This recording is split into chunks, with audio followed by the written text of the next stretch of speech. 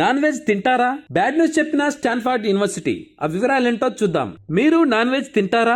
సమాధానం ఎస్ అయితే మీరు దీన్ని చదివిన తర్వాత కాస్తంత నిరాశకు గురవుతారు. అయితే శాకాహారులకు మాత్రం తాజాగా వెల్లడైన అధ్యయన వివరాలు కొత్త ఉత్సాహాన్ని ఇవ్వటం ఖాయం. శాకాహార ఆహారాన్ని తీసుకోవడం ద్వారా వాస్తవ వయస్సు కంటే శారీరక వయస్సు తగ్గే వీలుందన్న గుడ్ న్యూస్ ను స్టాన్ఫర్డ్ విశ్వవిద్యాలయం చేపట్టిన ఒక అధ్యయనంలో గుర్తించారు. శాకాహారుల్లో శారీరకంగా వయసు తగ్గి ఉంటారని, వారి అవయవాలు తమ వాస్తవ వయస్సు కంటే తక్కువ వయసులో ఉంటాయని పేర్కొన్నారు. 8 వారాల పాటు 21 మంది కవలలపై నిర్వహించిన పరిశోధనలో ఈ విషయాన్ని గుర్తించడం గమనార్హం. కవలల పెద్ద ఎత్తున జన్యు సారూప్యతలు ఉంటాయి, అందుకే వీరిని ఎంచుకున్నారు. కవలల్లో ఒకరికి వెజ్ ఫుడ్ ను, మరొకరికి నాన్ వెజ్ ఫుడ్ ను అందించారు. ఈ అధ్యయనం కోసం ఎంపిక చేసుకున్న వారి సరాసరి వయసు 40 ఏళ్లు. అందరూ ఉబకాయంలో ఎంపిక చేసుకున్నారు. నాన్ వెజ్ వారికి పాలు, గుడ్లు, మాంసం, పాల ఉత్పత్తులతో కూడిన ఆహారాన్ని అందించారు. శాకాహారులకు మాత్రం పూర్తిగా విగన్ ఫుడ్ ను అందించారు. 8 వారాల పాటు వీరిని టెస్ట్ చేసినప్పుడు కొత్త విషయాలు వెలుగు చూశాయి.